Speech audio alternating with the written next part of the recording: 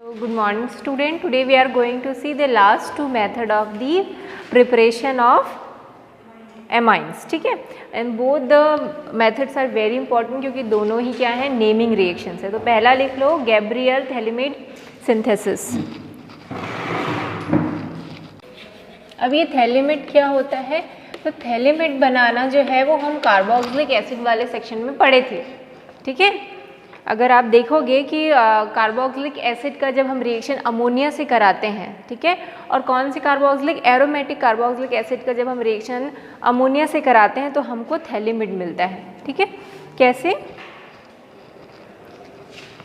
सो एक aromatic ammonia लेंगे और वो होगा डाई कार्बोक्सिलिक. ठीक है, इसका जब रिएक्शन हम अमोनिया से कराते हैं तो सबसे पहले क्या बनता है? एक अमोनिया सॉल्ट बनता है. ठीक है, उस अमोनिया सॉल्ट से फिर हम वाटर मॉलिक्यूल निकालेंगे और उसको और ज़्यादा हीट करेंगे तो फाइनली अमोनिया फिर से बाहर निकल जाएगा और हमको क्या मिलेगा? थैलेमाइड मिलेगा. तो उस समय हम लोग जल्दी जल्दी में ये वाला रिएक्शन नहीं कर पाए थे, तो पहले लिख लो कि थैलेमाइड कैसे बनाते हैं वो लिख लो. फिर थैलेमाइड से हम क्या बनाएंगे? एमाइन बनाएंगे. ठीक है, सो पहले हमको क्या चाहिए? डाई कार्बोक्सिलिक एसिड चाहिए. उसका रिएक्शन हम किससे कराएंगे?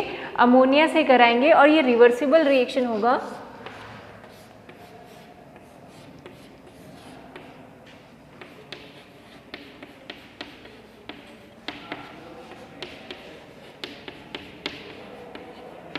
ठीक है, इसको बोलते हैं अमोनियम थैलेट.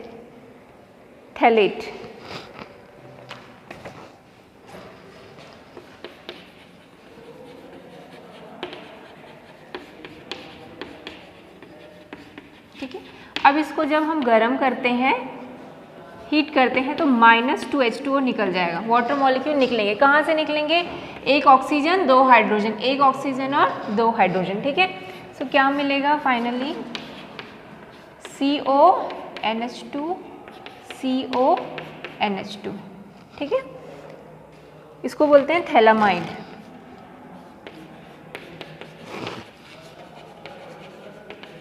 अब इसको और ज़्यादा स्ट्रांगली हीट करेंगे. सो अमोनिया NH3 निकलेगा. NH3 मतलब यहाँ से एक NH2 और यहाँ से एक हाइड्रोजन निकलेगा. सो फाइनली क्या मिलेगा?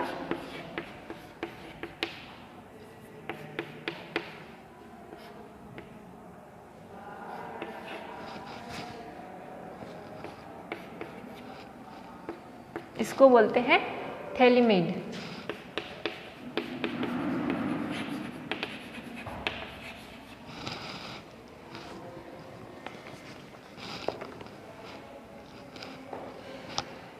ठीक, तो पहले तो थैलेमाइड कैसे बनता है? जब हम डाई कार्बोक्सिलिक एसिड, जो बेंजीन डाई कार्बोक्सिलिक एसिड है, उसका रिएक्शन अमोनिया से कराएंगे तो हमको पहले तो क्या मिलता है? अमोनियम थैलेट मिलता है. उसमें फिर उसको आप हीट करते जाओगे तो वाटर भी बाहर निकल जाएगा और अमोनिया भी है ना, यहाँ से -H3 NH3 वो भी बाहर निकलेगा. तो फाइनली मुझे क्या मिलेगा? थैलेमाइड मिलेगा. ठीक है, अब इस थैलेमाइड से हमको क्या बनाना है? एमाइन बनाना है.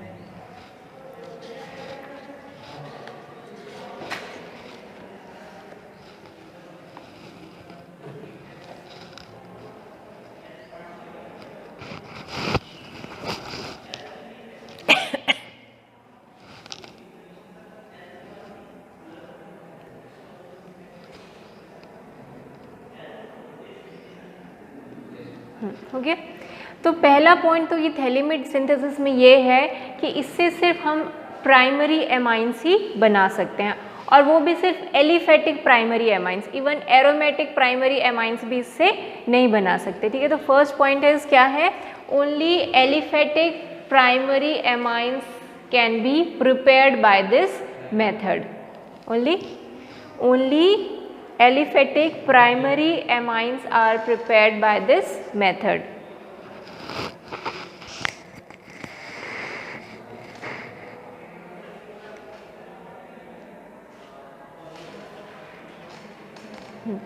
तो सबसे पहले क्या करेंगे? इस थैलेमाइड को हम न्यूक्लियोफाइल में चेंज करेंगे. ठीक है, फिर ये न्यूक्लियोफाइल में चेंज हो जाएगा और ये किस पे अटैक करेगा? RX पे, एल्काइल हैलाइड पे.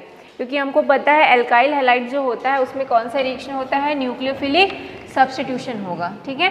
सो ये थैलीमाइड है उसको न्यूक्लियोफाइल में कन्वर्ट करेंगे तो उससे क्या होगा, ये X हट जाएगा और ये थैलीमाइड का जो भी न्यूक्लियोफाइल है वहाँ जाके अटैच हो जाएगा, ठीक है।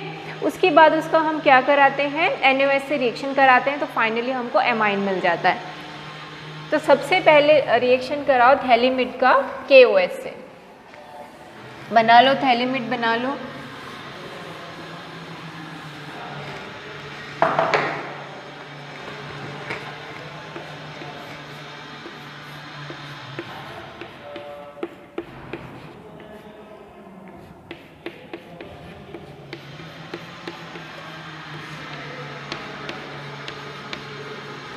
ठीक, KOH से कराएंगे तो H2O बाहर निकल जाएगा और K इसके साथ क्या हो जाएगा, अटैच हो जाएगा, ठीक है।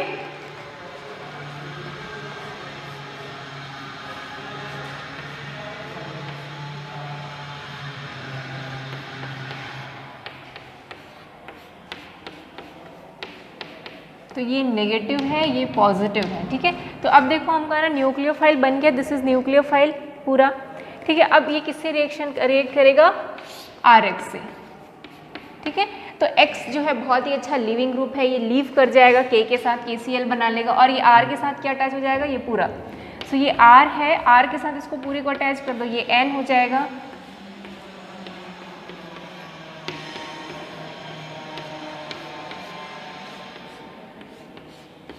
ठीक है। क्या समझ में आया ना, या फिर ये आपको टफ लग रहा है ना, सॉरी मुझे ऐसा नहीं बनाना चाहिए था,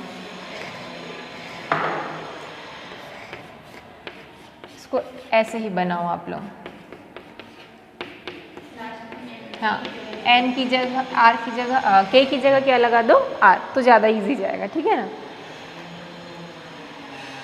तो फाइनली ये मिला RH के साथ रिएक्शन कराने पर, ठीक है।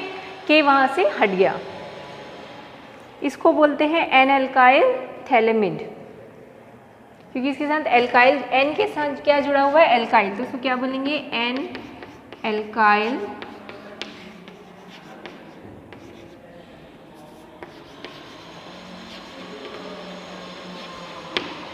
ठीक है। अब इसका रिएक्शन हम कराते हैं NaOH से, और वो कैसा है, एक्वस NaOH।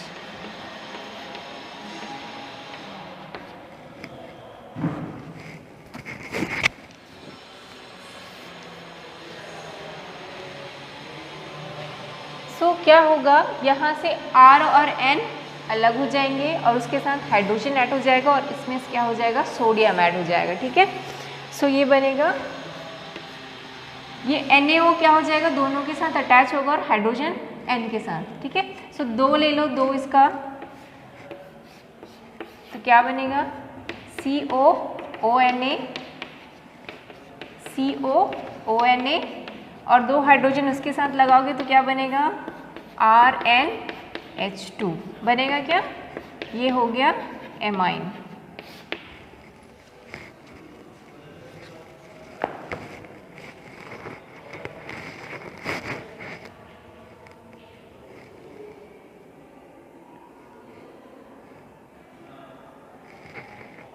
और ये कैसा एमाइन है, ये 1 डिग्री एमाइन है।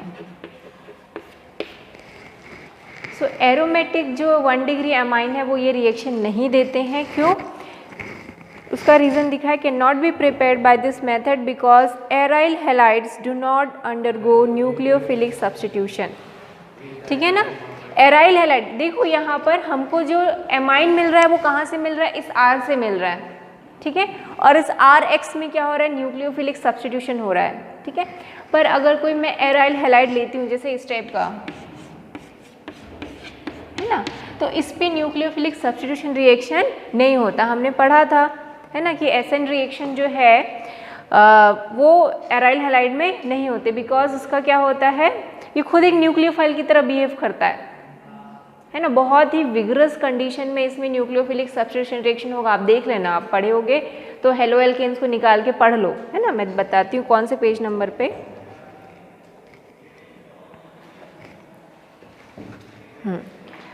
312 मेरी बुक में है 312, तो उसमें लिखा भी है कि, है ना, बहुत ही विगरस कंडीशन में उसमें जो है Cl ग्रुप जो है उसको OH जो है रिप्लेस करता है 312, जहाँ पर एसएन रिएक्शन का दिया हुआ है, न्यूक्लियोफिलिक सब्स्टिट्यूशन रिएक्शन। ठीक है, सो रेजोनेंस की वजह से इसमें न्यूक्लियोफिलिक सब्स्टिट्यूशन रिएक्शन बहुत ही विग्रस कंडीशन में होता है कभी कभी।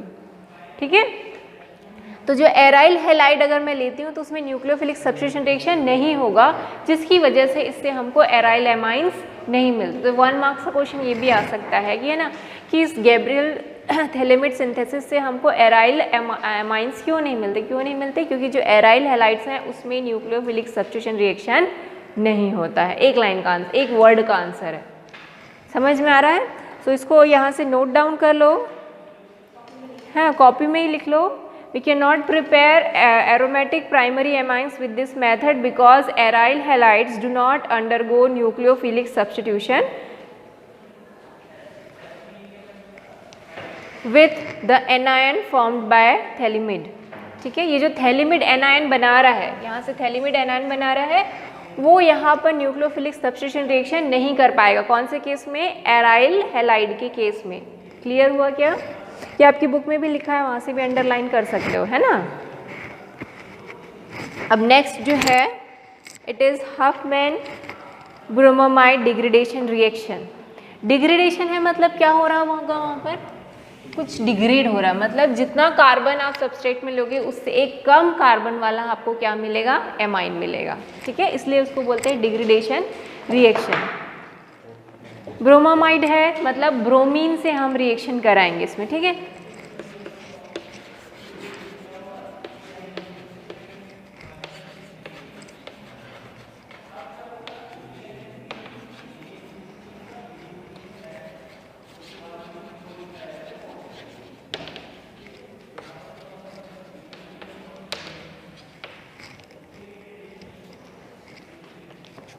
अगेन ये मेथड जो है प्राइमरी एमाइंस बनाने का ही है। ठीक है, तो इससे हम क्या बना सकते हैं? Primary amines, only primary amines can be prepared. तो ये नोट डाउन कर लो, इम्पॉर्टेंट पॉइंट है इससे, है ना। इससे सेकेंडरी या टर्शरी एमाइन हम नहीं प्रिपेयर कर सकते। ओके,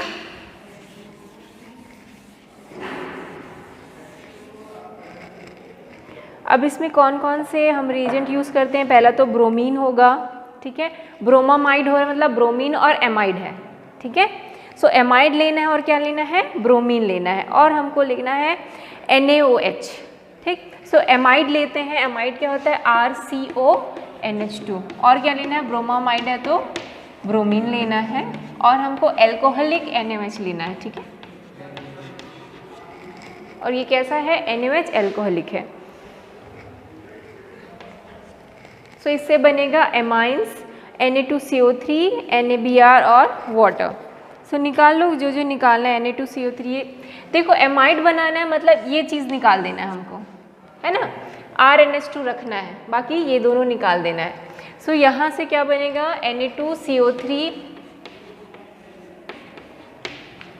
ठीक, NaBr, 2NaBr प्लस RNH2 जो हमको एमाइन चाहिए प्लस वाटर। ठीक,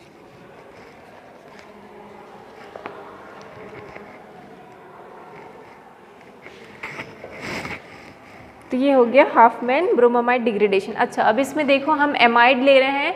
देखो एमाइड में यहाँ पर एक एल्काइल है और एक कार्बन है। ठीक है, पर जो हमको फाइनली जो एमाइन मिल रहा है उसमें एक कार्बन कम है ना। इसलिए इसको क्या बोलते हैं हम? डिग्रेडेशन रिएक्शन, की डिग्रेड हो रहा है हमारा जो एमाइड है वो डिग्रेड हो गया, एक कार्बन कम आ गया उसमें। ठीक है, सो इसमें ये भी याद रखेंगे कि एक कार्बन लेस वाला हमको क्या मिलेगा? एमाइन मिलेगा। ठीक है, सो एग्जाम्पल देख लो। Example 13.2, write chemical equation for the following conversion. आपको क्लोरोएथेन है उससे क्या बनाना है? एमाइन। ठीक है, यस सर, हाँ।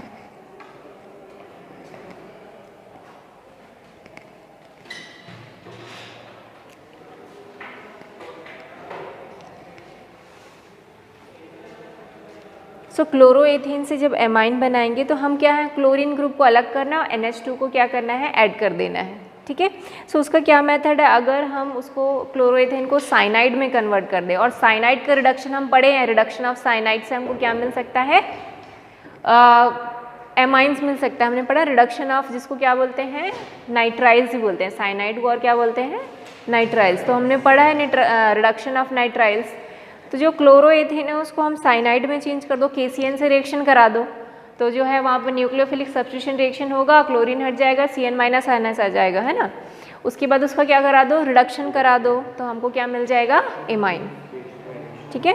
वैसे ही सेकेंड रिएक्शन भी वैसे ही है आपका, ठीक है। पर सेकेंड रिएक्शन में देखो, हाँ वो भी वैसे ही सेम टू सेम है ना। पहले उसका KCN से रिएक्शन करा दो, यहाँ पे NaCN से, जिससे भी रिएक्शन कराना, दोनों में से किसी से भी एक रिएक्शन करा दो, CN ऐड हो जाएगा। अब उसका क्या करा दो आप, रिडक्शन कराएंगे तो आपको मिल जाएगा एमाइन। ठीक है, समझ में आ रहा है। Right structure and IUPAC name of the amide which gives propanamine by Hofmann bromamide reaction. कौन सा एमाइड यूज करोगे तब आपको प्रोपामाइन मिलेगा, प्रोपेनामाइन, सॉरी, कौन सा एमाइड यूज करोगे तो आपको प्रोपेनामाइन मिलेगा, हाँ तो ब्यूटेनामाइड लेना पड़ेगा ना। तो ब्यूटेनामाइड का नाम और स्ट्रक्चर लिखना है, तो लिख लेंगे ब्यूटेनामाइड का नाम और, है ना। The amine produce by the Hopman degradation of benzamide, benzamide का डिग्रेडेशन करोगे तो कौन सा एमाइड प्रोड्यूस होगा, तो वो लिखना है आपको। ठीक है,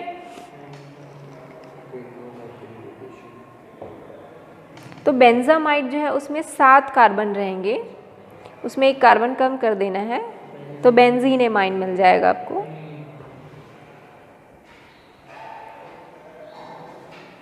ठीक है, अब नेक्स्ट है हाउ विल यू कन्वर्ट, तो ये आपका होमवर्क है। बेंजीन से एनिलीन कैसे बनाएंगे, benzene into NN dimethyl aniline कैसे बनाएंगे, ये सब करके आएंगे। ठीक है, और कहीं डाउट होगा तो पूछ लेना।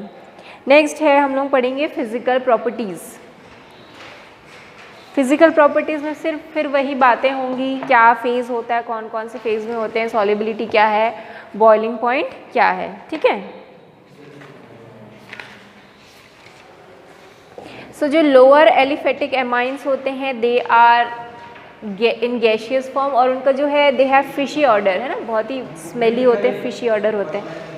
हाँ, उसके बाद अगर 3 से ज़्यादा कार्बन हैं तो वो लिक्विड स्टेट में होते हैं। ठीक है, और हायर एमाइंस क्या होते हैं, सॉलिड स्टेट में होते हैं।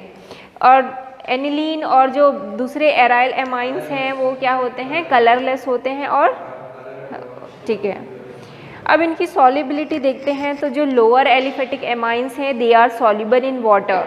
क्यों, क्योंकि जो लोअर एलिफेटिक एमाइंस हैं ये वाटर के साथ क्या बनाते हैं, हाइड्रोजन बॉन्ड बनाते हैं। पर जो हायर एमाइंस है they are insoluble in water. क्यों, क्योंकि जैसे जैसे हायर एमाइंस बढ़ते जाएंगे ये एल्काइल ग्रुप जो है R ये बढ़ता जाएगा, है ना, R बढ़ता जाएगा तो ये हाइड्रोफोबिक पार्ट होता है। हमने पढ़ा है जो एल्काइल होता है वो हाइड्रोफोबिक पार्ट होता है ना, पढ़ा है ना। लॉन्ग कार्बन चेन पढ़ा होगा जिसमें, हाँ जब हमने मिसेल फॉर्मेशन पढ़ा था तो देखा था जो एल्काइल पार्ट होता है वो हाइड्रोफोबिक होता है, और जो आयनिक पार्ट होता है वो क्या होता है हमारा, हाइड्रोफिलिक होता है ना। सो जो एल्काइल होता है ये हाइड्रोफोबिक पार्ट है। अब ये बढ़ता जाएगा तो इनकी सॉल्युबिलिटी भी क्या होती जाएगी, कम होती जाएगी। ठीक है, अब बॉइलिंग पॉइंट की बात करते हैं। सो जो प्राइमरी और सेकेंडरी एमाइन है उनमें हाइड्रोजन बॉन्डिंग होती है, क्योंकि उसमें एक हाइड्रोजन होगा ना, प्राइमरी हो चाहे सेकेंडरी हो। अगर ये प्राइमरी है तो उसमें भी हाइड्रोजन होंगे, तो ये दूसरे प्राइमरी के साथ क्या बनाएंगे, हाइड्रोजन बॉन्ड बनाएंगे। वैसे अगर सेकेंडरी है तो सेकेंडरी भी दूसरे के साथ क्या बना सकता है, हाइड्रोजन बॉन्ड बना सकता है। एक ये ऐसा ले आती हूँ मैं,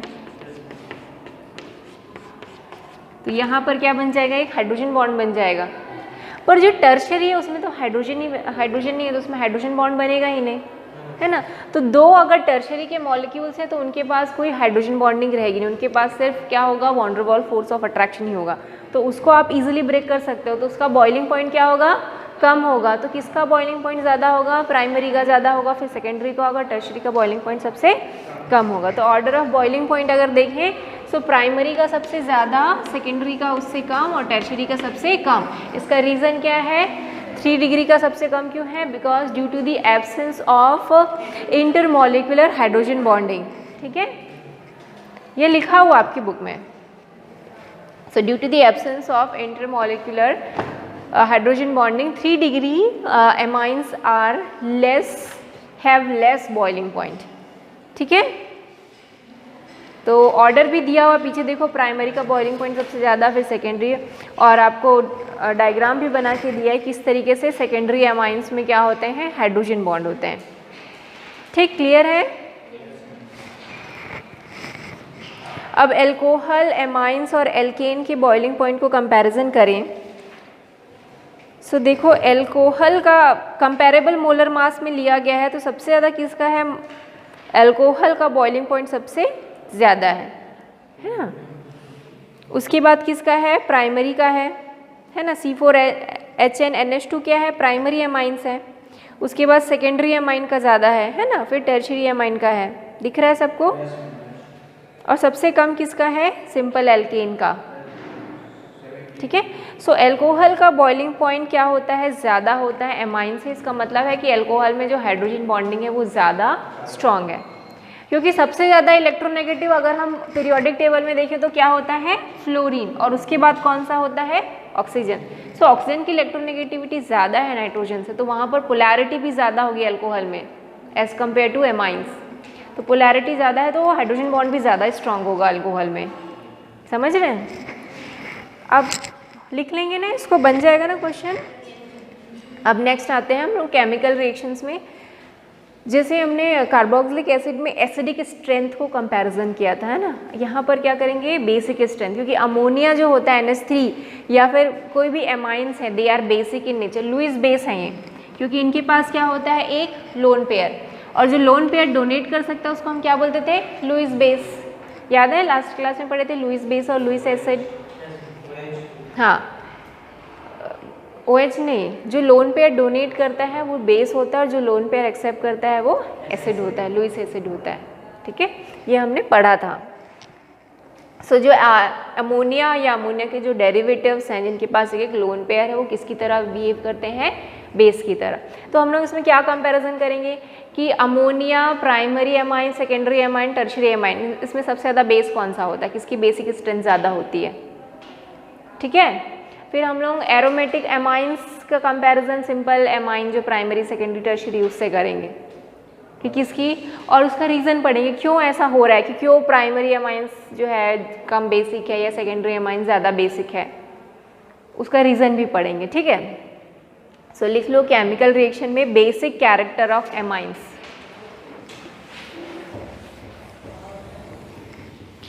केमिकल रिएक्शन, अच्छा, एमाइंस की केमिकल रिएक्टिविटी क्यों होती, why they are chemical active, क्यों। सबसे पहला तो उसके पास एक लोन पेयर है जिसको किसी को भी डोनेट कर सकता है, वो रीज़न है उसकी रिएक्टिविटी का। और दूसरा रीज़न है उसकी रिएक्टिविटी का, नाइट्रोजन और हाइड्रोजन की इलेक्ट्रोनेगेटिविटी में बहुत ज़्यादा डिफरेंस है, तो वहाँ पर क्या हो जाएंगे, पोल्स जनरेट हो जाएंगे, इलेक्ट्रॉन डेंसिटी इधर उधर हो जाएगी, जिससे क्या होगा, कोई भी रीजेंट उस पर अटैक कर सकता है, या वो खुद न्यूक्लियोफाइल की तरह क्या करेगा, एक्ट करेगा, और दूसरे रिएजेंट पे क्या कर सकता है, अटैक कर सकता है ना। जैसे कि ये है NH2H, तो यहाँ पर पोलैरिटी में डिफरेंस है। ठीक है, तो यहाँ माइनस हो जाएगा, यहाँ पर प्लस, तो ये अब किसकी तरह बिहेव करेगा, न्यूक्लियोफाइल की तरह, है ना। ये H हट गया तो ये किसकी तरह रिएक्ट करेगा, न्यूक्लियोफाइल, तो ये दूसरे सबस्ट्रेट पे क्या करेगा, न्यूक्लियोफिलिक रिएक्शन देगा, समझ रहे। सो एमाइंस की रिएक्टिविटी के दो रीज़न है, पहला रीज़न है difference in electronegativity between nitrogen and hydrogen atom, और दूसरा है presence of lone pair in nitrogen. ठीक, ये पहले ही लाइन में आपको लिखा हुआ है रीज़न फॉर रिएक्टिविटी। ठीक है, कि why the amines are reactive. So दो रीज़न दिखे हुए हैं, पहला difference in electronegative between nitrogen and hydrogen, और दूसरा है presence of unshared electrons over the nitrogen atom. These both makes the amines very reactive. ठीक है, समझ में है कि why amines are reactive, तो वहाँ पर लिख लो why amines are reactive reason।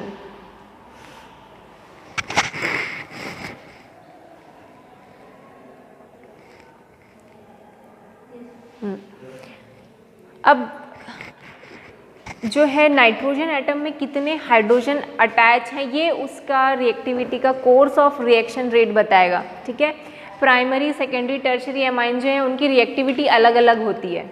वो किस पे डिपेंड करती है कि नाइट्रोजन से कितने हाइड्रोजन अटैच हैं, तो उस पर डिपेंड करता है कोर्स ऑफ रिएक्शन। ठीक है, सो अब हम लोग पढ़ते हैं कि एमाइंस जो है वो उसका बेसिक कैरेक्टर है। कैसे पता चलेगा कि एमाइंस बेसिक हैं?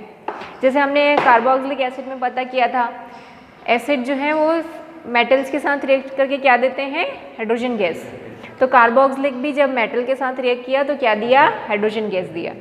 ठीक है, वैसे ही कार्बोक्सिलिक एसिड का जब हम रिएक्शन हमने किसी बेस से कराया तो हमको क्या मिला? सॉल्ट मिला। ठीक है ना, और वाटर मिला। तो इससे हमको पता चल गया कि कार्बोक्सिलिक एसिड क्या है? एसिड है। वैसे ही इसका भी रिएक्शन होगा। हम इस बेस जो हमारे पास ये अमोनिया जो एमाइंस है दे आर बेस। बेस का रिएक्शन हम किससे कराएंगे? किसी एसिड से। एसिड से कराएंगे तो हमको क्या मिलना चाहिए? सॉल्ट और वाटर मिलना चाहिए। ठीक है,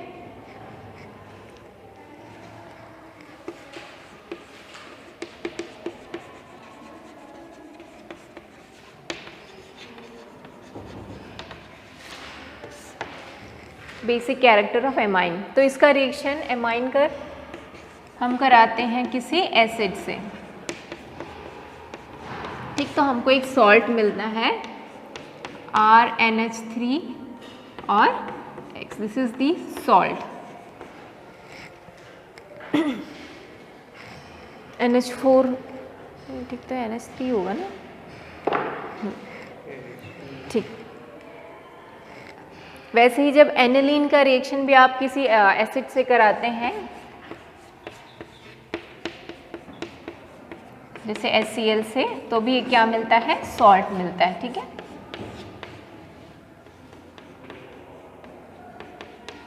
so this is also salt. इसको बोलते हैं anilium salt, anilinium salt, sorry anilinium salt बोलते हैं। अब इस सॉल्ट का रिएक्शन आप बेस से कराते हो तो फिर से हमको वाटर और एमाइंस मिल जाएंगे। ठीक है,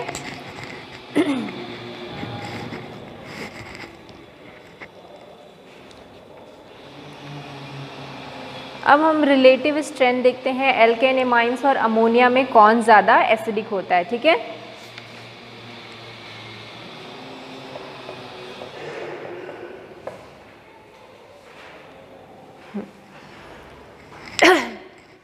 अगर नॉर्मल में कंपेयर करूं अमोनिया और एमाइंस का, ठीक है, ये अमोनिया है और ये मेरा प्राइमरी एमाइन है। ठीक है, सो अगर अमोनिया और सिंपल में एलिफेटिक एमाइंस देखूं तो अब देखो यहाँ एल्काइल ग्रुप है। एल्काइल ग्रुप की क्या प्रॉपर्टी होती है? रिलीज करने की। तो यहाँ पर जो इलेक्ट्रॉन है, इलेक्ट्रॉन की डेंसिटी इस नाइट्रोजन पे ज़्यादा हो गई है ना। सो क्या करेगा? इस पे इलेक्ट्रॉन डेंसिटी ज़्यादा हो गई तो ये हमेशा अवेलेबल है दूसरे को इलेक्ट्रॉन डोनेट करने के लिए, मतलब इसकी रिएक्टिविटी बढ़ गई, इसका बेसिक स्ट्रेंथ बढ़ गया। तो अगर हमारे साथ अगर क्या होगा, अगर अमोनिया या नाइट्रोजन के साथ कोई इलेक्ट्रॉन रिलीजिंग ग्रुप अटैच होगा तो उसकी बेसिसिटी बढ़ जाएगी, है ना। अगर मैं वैसे ही सेकेंडरी एमाइन देखूँ सो ये और ज़्यादा बेसिक होगा क्योंकि इससे दो और एल्काइल ग्रुप है तो इस पर और ज़्यादा इलेक्ट्रॉन डेंसिटी देगा ये लोग, है ना। इलेक्ट्रॉन रिलीजिंग है, रिलीज करके नाइट्रोजन की तरफ देंगे। ठीक है, सो डेंसिटी और बढ़ गई तो ये और ज़्यादा बेसिक स्ट्रेंथ शो करेगा इलेक्ट्रॉन डोनेट करने के लिए, तो ये और ज़्यादा बेसिक होगा, है ना। अब वैसे ही जो टर्शरी एमाइन होंगे वो सबसे ज़्यादा बेसिक होंगे क्योंकि उसमें 3 एल्काइल ग्रुप हैं, 3 इलेक्ट्रॉन रिलीजिंग ग्रुप हैं।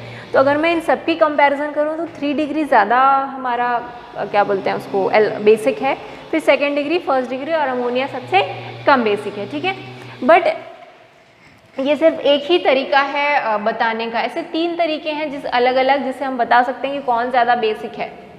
ठीक है, तो 3 तरीके में पहला तो मैंने प्लस आई इफेक्ट बताया, दूसरा होता है सॉल्वेशन और तीसरा होता है स्टेरिक हिंड्रेंस।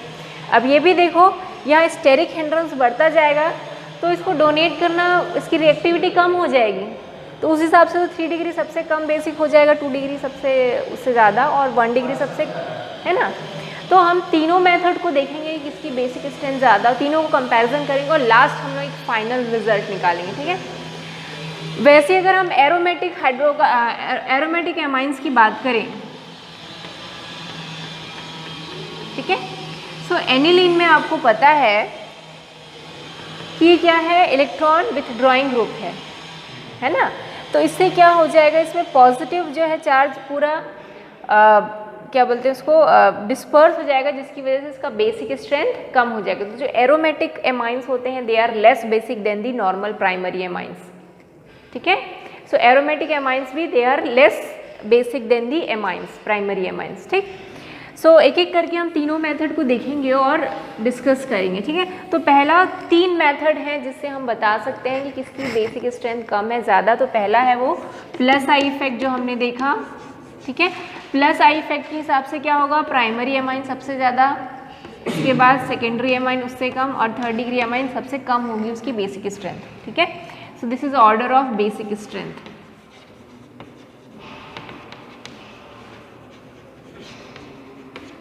ठीक है। ये तो गैसियस स्टेट में ठीक है, पर अब दूसरा हम लोग देखते हैं सॉल्वेशन, मतलब सॉल्युबिलिटी कैसी है उसकी। दूसरा जो इफेक्ट है जो किसी बेसिक स्ट्रेंथ पे ऊपर फर्क डालता है वो है सॉल्वेशन, ठीक है। अब उसमें क्या होता है, सॉल्वेशन में कहीं और से नहीं पढ़ा रहे, एवरीथिंग यहाँ बुक में पूरा लिखा हुआ है, ठीक है। कि अब ये जो पहला आप बुक में पॉइंट देखोगे ये प्लस आई इफेक्ट के बारे में बता रहा है, ठीक। सेकेंड है सॉल्वेशन में। सॉल्वेशन में देखो जब आप अमोनिया को या किसी को भी वाटर में डालोगे तो वो एक आयन बनाता है, ठीक है। और जो आयन जितना ज़्यादा स्टेबल होगा उसकी बेसिक स्ट्रेंथ उतनी कम होगी, ठीक है। तो सॉल्वेशन में एक पॉइंट लिख लो, greater the stability of the cation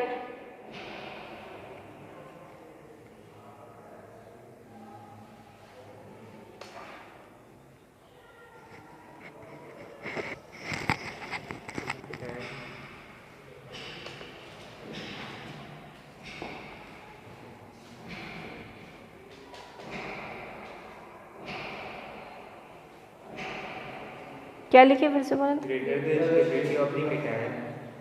laser will be the, नहीं, stronger should be that amine as a base,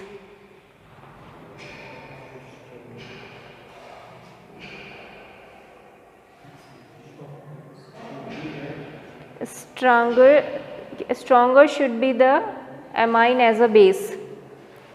और उसी में दूसरा पॉइंट भी लिखो, greater the size of the ion lesser will be the solvation. Greater the size of the ion lesser will be the solvation and less stabilised is the ion.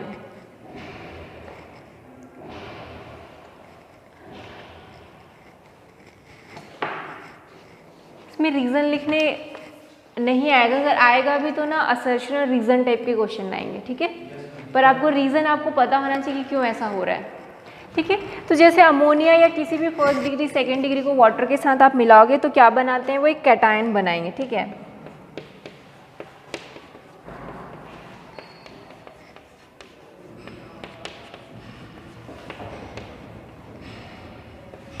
इस तरीके से। तो ये जो प्राइमरी अमाइन है उस तरीके से वो एक कैटायन बनाता है, इस नाइट्रोजन पे क्या है, प्लस चार्ज है। वैसे ही आप देखोगे सेकेंडरी और टर्शियरी अमाइंस भी क्या बनाएंगे, इस तरीके से दिख रहा है आप लोगों को। तो किसकी साइज सबसे ज़्यादा होगी, अब प्राइमरी सेकेंडरी टर्शियरी, कौन से कैटायन की साइज सबसे ज़्यादा बड़ी होगी, हाँ 3 डिग्री अमाइंस की साइज सबसे बड़ी होगी, है ना। जो 3 डिग्री अमाइन है जो कैटायन बना रहा है वो कैसा है, इस तरीके से बना रहे हैं,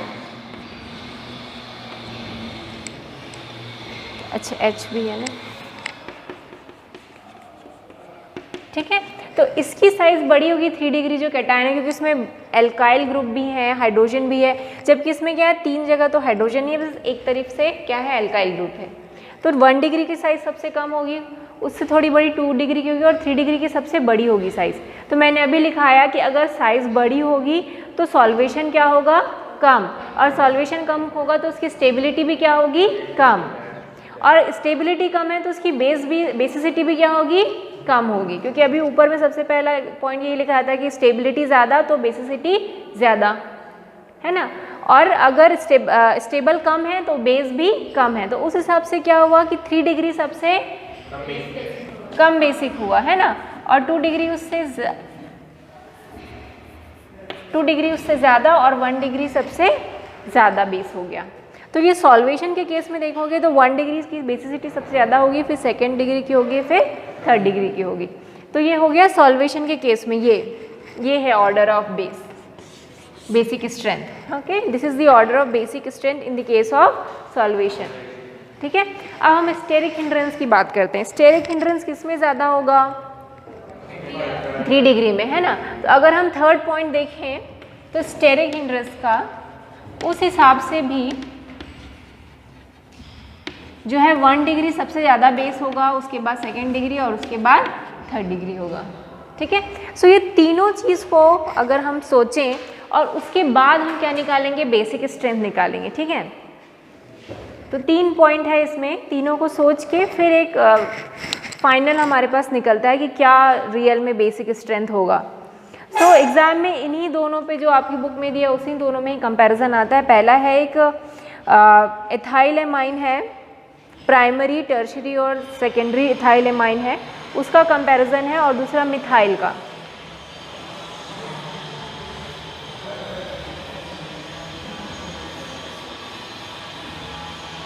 तो अगर इथाइलेमाइन में देखूं मैं, सो उसमें सेकेंडरी अगर देखते हैं,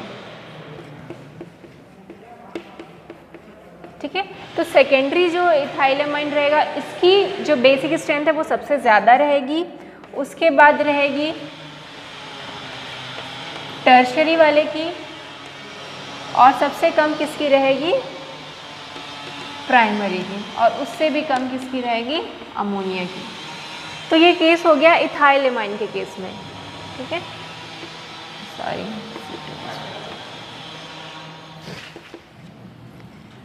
तो ये हो गया सेकेंडरी की बेसिसिटी सबसे ज़्यादा है, फिर टर्शरी की उससे कम है, प्राइमरी की उससे कम, और एमोनिया की सबसे कम। अच्छा, उल्टा।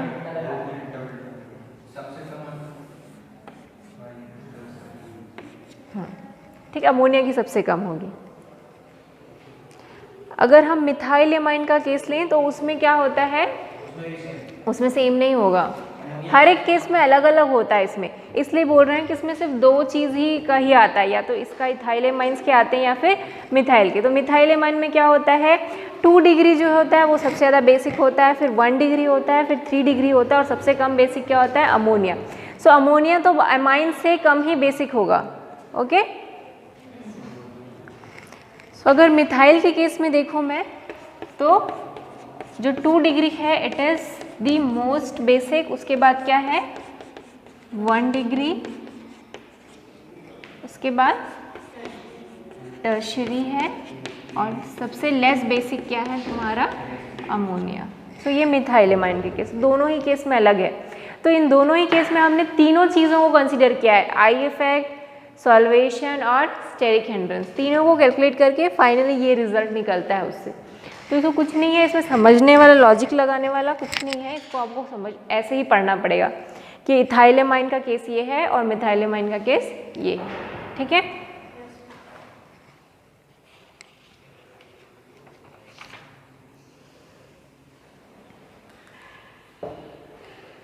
अब नेक्स्ट जो है एराइल एमाइंस और अमोनिया में देखें तो एराइल एमाइंस जो होता है it is less basic than ammonia.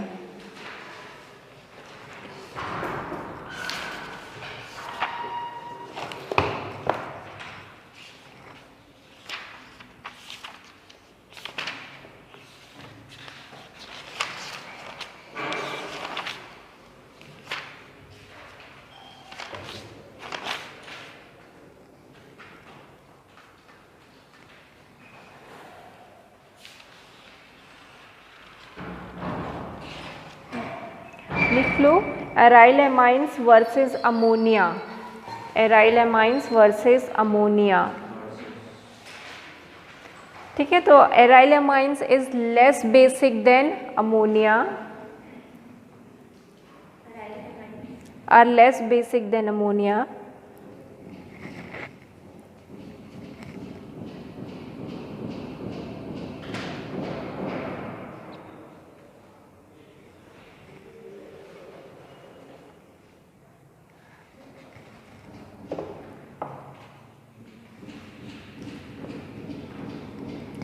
ऐसा इसलिए क्यों हो रहा है, क्योंकि जो एनिलीन है ना उसमें रेजोनेंस की वजह से जो इलेक्ट्रॉन अवेलेबल है उसके पास शेयर्ड पे अनशेयर्ड वाले, वो कहाँ चले जाते हैं, रिंग में चले जाते हैं, ठीक है, NH2। तो ये क्या होंगे, यहाँ चले जाएंगे और ये यहाँ चले जाएंगे, तो उसमें क्या हो जाएगा, रेजोनेंस होने लगेगा। तो ये शेयर्ड इलेक्ट्रॉन है वो पूरी तरीके से क्या हो जाएंगे, डिस्पर्स हो जाएंगे, वो कहीं पर कॉन्सेंट्रेटेड नहीं है ना, डेंसिटी यहाँ ज़्यादा नहीं है, समझ रहे हैं, जिसकी वजह से क्या होगा, इट इज़ लेस बेसिक। तो देखो रिंग में क्या बनेगा इस तरीके से, उसमें अब इस पर तो पॉजिटिव साइन आ गया है ना, अब पॉजिटिव साइन आ गया तो ये कैसे इलेक्ट्रॉन देगा, इसको तो इलेक्ट्रॉन की खुद की कमी हो गई, इसको खुद को इलेक्ट्रॉन चाहिए, ठीक। तो यहाँ पर क्या हो जाएगा, माइनस साइन, फिर इसी तरीके से क्या होने लगेगा, पूरा रेजोनेंट होने लगेगा, समझ रहे। तो देखो यहाँ पर जो इलेक्ट्रॉन अवेलेबल होने चाहिए, जो उसकी बेसिक स्ट्रेंथ को बढ़ाते थे, वो कहाँ चले गया, प्रोटॉन पूरे इस तरफ चले गए, है ना, रिंग की तरफ चले गए, तो रिंग की डेंसिटी बढ़ रही, बट यहाँ पर proton available sorry electron pair available नहीं है, ठीक। तो पूरा स्ट्रक्चर बना लो एनिलीन का, पूरा रेजोनेटिंग स्ट्रक्चर बना लो, इसका बना लेंगे खुद से, बना लीजिए, प्रैक्टिस करो, बुक में तो दिया ही है सब कुछ।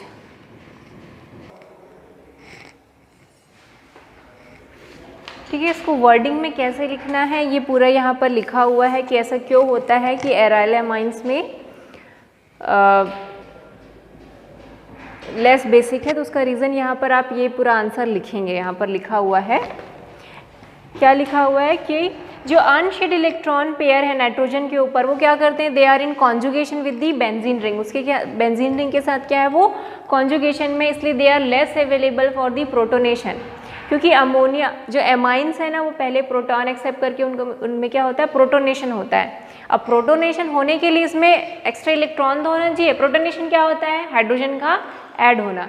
अब कोई H+ आयन इससे तभी ऐड होगा जब इसके पास इलेक्ट्रॉन होंगे देने के लिए, अब इसके पास तो प्रोटोनेशन के लिए इलेक्ट्रॉन ही नहीं है ना, क्यों, क्योंकि जो इलेक्ट्रॉन है, जो अनशेड इलेक्ट्रॉन है, they are in conjugation with this basic benzene ring, उसके साथ कॉन्जुगेशन में है, इसी वजह से ये प्रोटोनेशन के लिए अवेलेबल नहीं है, इसलिए क्या होते हैं, बेसिक इनकी स्ट्रेंथ कम होती है, ठीक है, समझ में आ गया।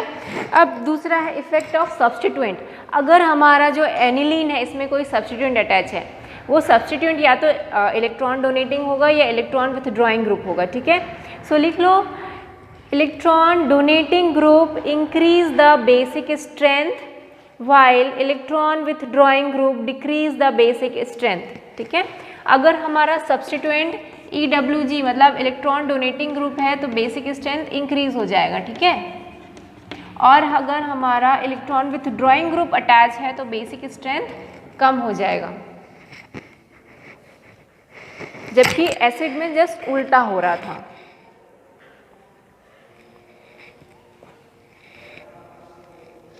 सो अगर कंपैरिजन करें हम लोग,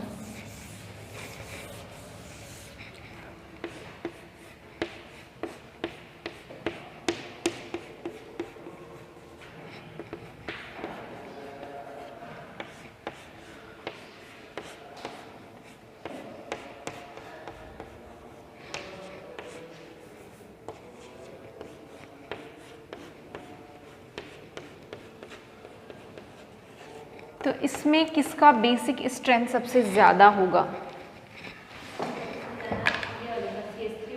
हाँ, CH3 वाले का बेसिक स्ट्रेंथ सबसे ज़्यादा होगा, क्यों, क्योंकि इसमें इलेक्ट्रॉन डोनेटिंग ग्रुप अटैच है, और NO2 क्या होता है, इलेक्ट्रॉन विथड्रॉइंग ग्रुप, तो इसका बेसिक स्ट्रेंथ सबसे कम होगा, ठीक है, तो ये ज़्यादा होगा और ये सबसे कम। तो this is the order of basic strength in this is 1 2 3 4 methyl aniline, this is aniline and this is a 4 nitro aniline.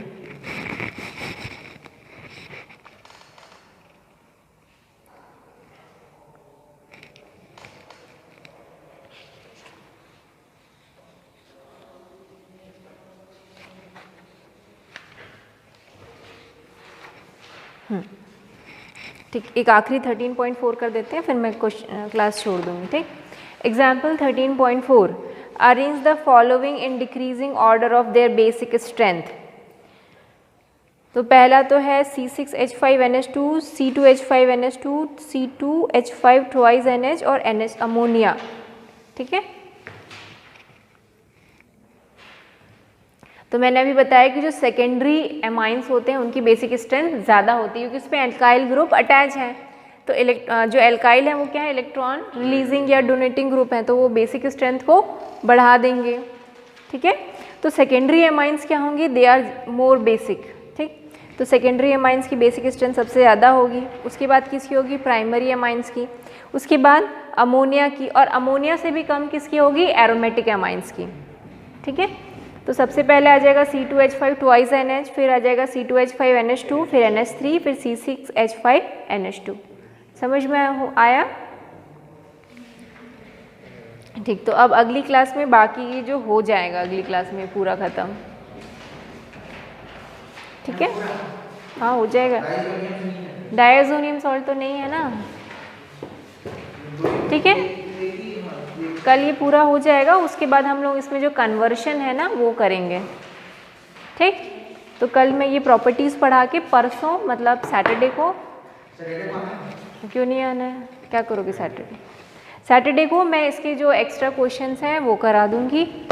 ठीक है, क्यों नहीं आना सैटरडे को? Okay, thank you students.